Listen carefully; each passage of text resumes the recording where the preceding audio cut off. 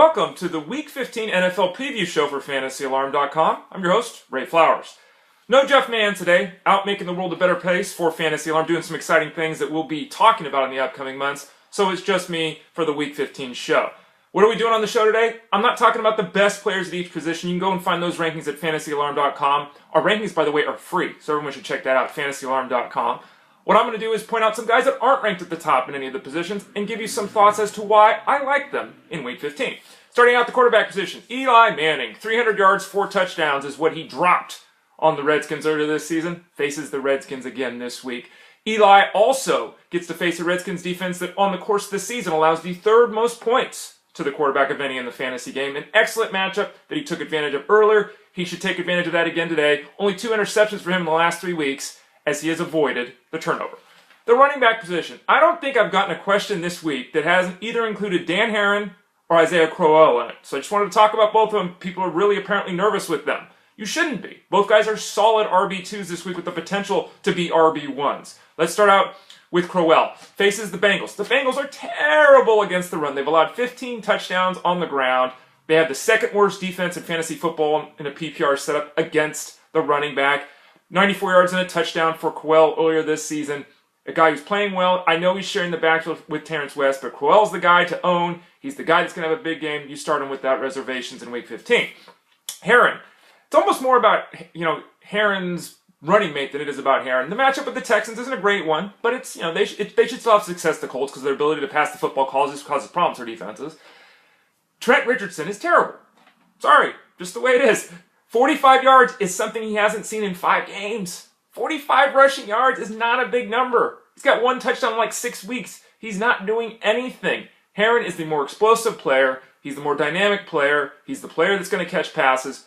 Richardson will have a role, but this is Herron's job in terms of which guy you want to play in the fantasy game, and I think this is a week he has a lot of success against those Texans.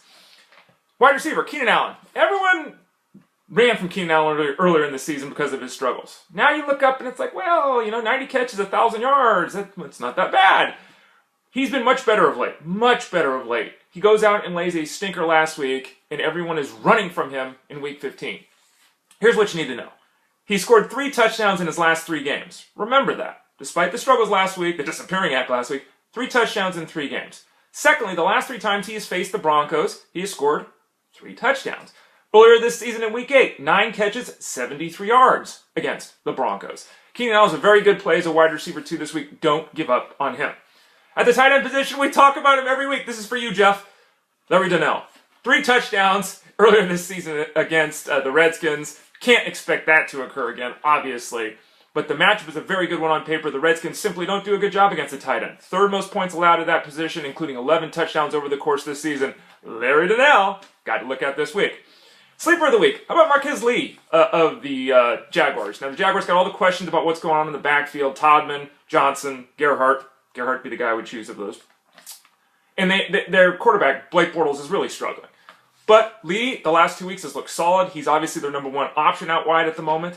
He gets to face a Ravens team that has allowed 15 touchdown passes just to the wide receiver position, and a Ravens club that's signing guys off the street to play defensive back. They've allowed the most yards in football to the wide receiver. Lee, again, not going to blow up. He's not going to go for 150 and 2, but he should have a very good effort against a Ravens team that has a real big problem stopping wideouts. Bust of the week. I'm going to throw 2 quarterbacks out there just to kind of throw them out there. I think both of them are still bottom-level QB1s, but bust alert warning, I guess. Russell Wilson, who continues to get it done. He's been a top 5 quarterback in most scoring setups this season. Do you know how many times he's thrown for 265 yards this year? Once. 1 single time he's thrown for 265 yards. In this day and age, that's not even close to being a big number. 1 time. The Niners are the 5th toughest defense against quarterbacks in the fantasy game. Does that matter with Wilson? It probably doesn't, because in 4 or 5 games he's run for 48 yards. He's scoring touchdowns with his wheels. If the Niners can stop him from running, which is possible, he's not going to have a great day, because he simply doesn't have enough volume in that passing attack. The matchup isn't a good one. Just some concerns with Wilson this week. Now, Sanchez, everyone knows my thoughts on Sanchez. He started out gangbusters, really slowed down. 313 yards the last 2 weeks. He didn't get to 100 yards last week. And for those people that started him, you know that. But Sanchez, man, he's not very good. Like I've been saying since he took over for the Eagles. 4 touchdowns in 3 weeks. Not very good. 3 interceptions in 3 weeks. Not very good. And I mentioned the problems he had yardage-wise. Be careful with Sanchez against the Cowboys. Again, I'm not saying you can't play him. He's probably starting for most people that own him. But, not good. Tip of the week. Let's start out with that, or close with that, excuse me. The tip of the week. Be careful with Johnny Manziel, folks. Be very, very careful with Johnny Manziel. Everyone wants to play Manziel. It's week 15. It's the fantasy playoffs. Are you really starting a rookie quarterback who has thrown the ball 9 times this season? In daily games, fine. If you want to play him because of the money, because it's a low cost, that's okay. There's upside, certainly, with Manziel and his ability to use his legs. But in terms of a season-long setup, going to Johnny Manziel, gosh, that's so risky, folks. It is so risky. Josh Gordon's out of shape. He doesn't know the playbook. The coaching staff's not playing him on 3rd downs. Jordan Cameron is back from the concussion woes. He can go down at any time. That's a serious concern. Not just that, he didn't play a full complement of snaps. Where is he at physically? That's a question. Andrew Hawkins is a nice player, but he's 5'7", 180 pounds. There's things he can't do. He's not challenging defenses. Bottom line is, the Browns aren't very good as a passing team. They just aren't. They should be running the football. They should have success running the football, as I noted earlier, against the Bengals.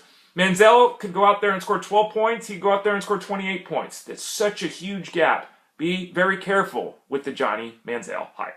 This has been the NFL Preview Show for Week 15 for FantasyAlarm.com. Again, don't forget to visit FantasyAlarm.com for our Week 15 rankings. They're free.